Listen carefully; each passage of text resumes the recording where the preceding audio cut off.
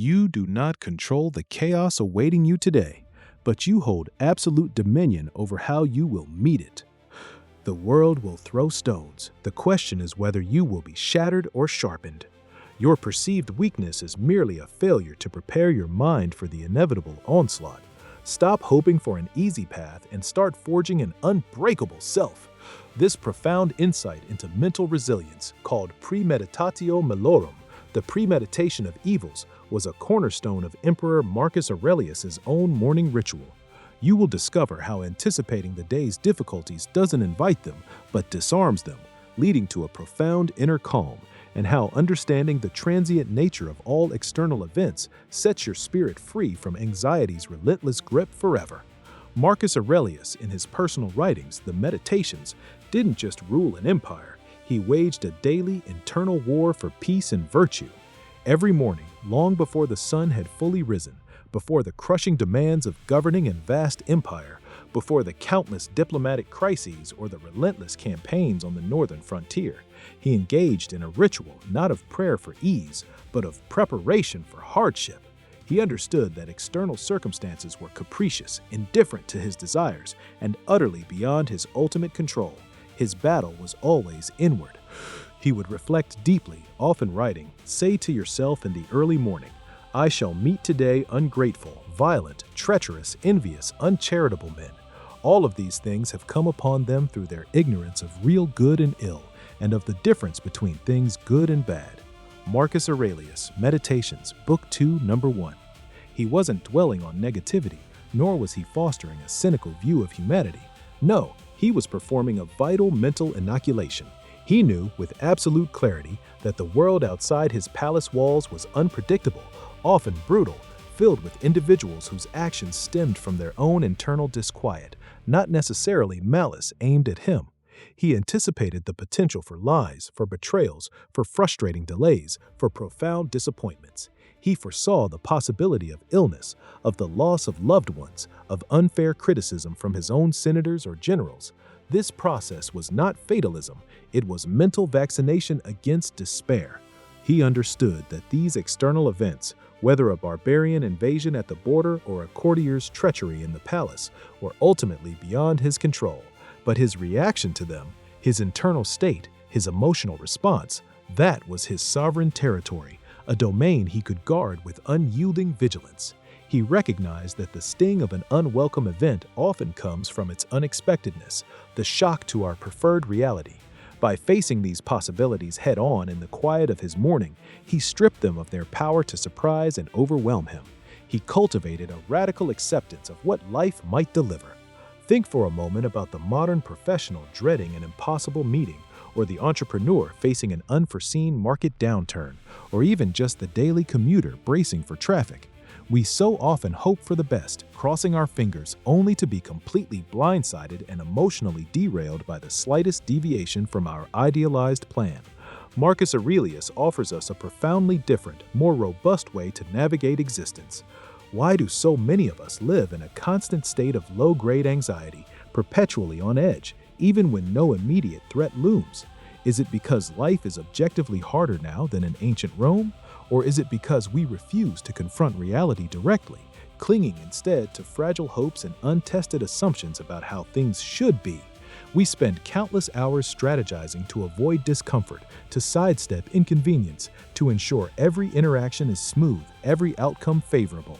And then, when life inevitably shatters our carefully constructed fantasies of control and predictability, we do not merely stumble, we often crumble, feeling victimized and profoundly unfair. Imagine waking up tomorrow and instead of immediately reaching for your phone for the usual rush of dopamine or the anxious check of notifications, you sit for just a few moments. What are the real challenges you might realistically face today?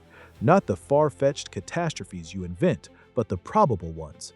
A difficult conversation you've been avoiding, a project setback at work, an unexpected bill that arrives, someone being deliberately rude in traffic or in line at the grocery store. A sudden, frustrating technical glitch.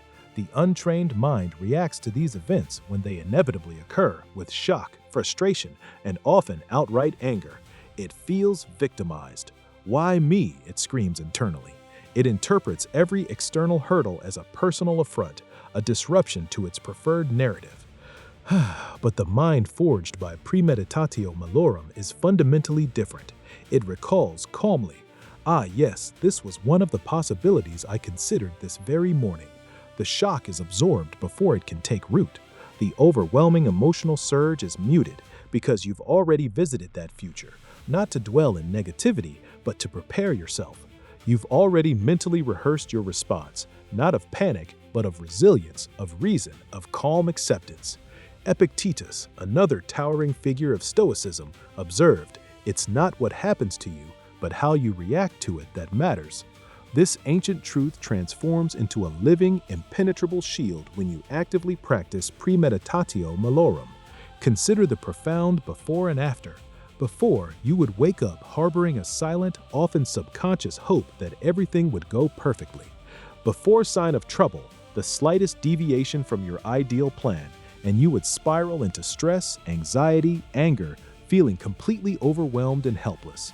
Your day was dictated by external circumstances. But after embracing this practice, the transformation is undeniable. You still wake up, but with a different intention. You calmly acknowledge the potential difficulties that might arise, mentally preparing yourself for them. You cultivate an inner detachment from their sting.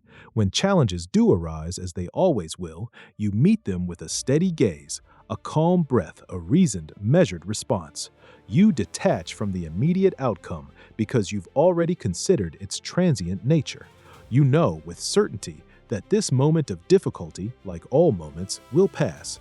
Your peace, your inner equilibrium, is no longer predicated on external perfection or the flawless execution of your plans. This is not pessimism, it is strategic optimism. It is the profound freedom of the mind that expects turbulence but has already practiced soaring through it. So, how do you integrate this emperor's secret weapon into your 21st century life?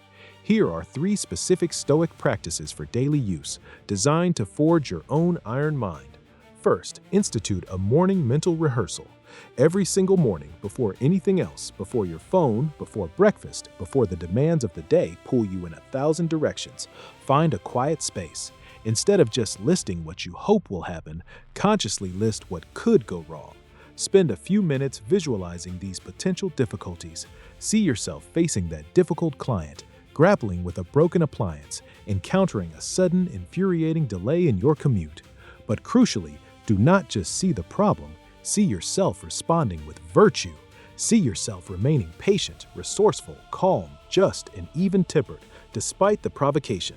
See yourself taking appropriate action without emotional turbulence. The expected inner result?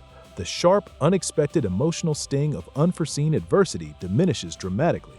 You are building mental scar tissue, a resilient psychological defense against life's inevitable blows. Second, practice an evening review and detachment. Before bed, take a few moments to reflect on the day that has just passed. Not just what happened, but what didn't happen that you might have anticipated, and what did happen that you didn't foresee. For anything that troubled you, any lingering frustration, any argument, any minor setback, gently remind yourself of its impermanence. The heated words, the irritation, the fleeting pain, it is already fading into the past. It is an external event, something that happened to you, not something that defines you. Marcus Aurelius constantly reminded himself that all is ephemeral, fame and the famous. Extend this profound insight to your daily troubles. They too are ephemeral. The expected result of this practice is a clear mind, free from lingering resentment or unnecessary anxiety, allowing you to approach restful sleep. It deepens your understanding of what truly matters and what is merely noise. And third, employ the worst-case scenario exercise, what Stoics sometimes called the inversion. Once a week, pick an area of your life where you feel particularly vulnerable or anxious. It could be your job, your health, a significant relationship, or your financial security. Now, actively and without self-pity, contemplate the worst possible outcome in that area. Not to wallow in fear, but to honestly face it. What if you lost your job tomorrow? What if that important relationship ended unexpectedly? What if you became seriously ill? Really allow yourself to imagine that future. And then, critically, ask yourself, what would I still possess? Your character, your ability to learn and adapt, your capacity for compassion and inner strength, your fundamental human dignity, your inner freedom, which no external event can truly diminish? Seneca wisely wrote, "He robs himself of the present who is too much concerned about the future." By confronting the worst, you often find that the reality is far less terrifying than the vague, undefined anxieties you carried. You realize that your core self, your inner citadel, remains inviolable. The expected result is a profound sense of liberation, a realization that true security comes not from controlling every external circumstance, but from fortifying your inner world. You are no longer a leaf buffeted by every gust of wind, a passive recipient of fate's indiscriminate whims. You stand as an architect of your inner world, consciously constructing resilience, deliberately cultivating peace.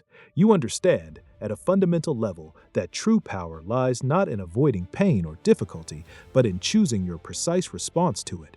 You are becoming someone who not only endures, but transforms adversity into unshakable strength.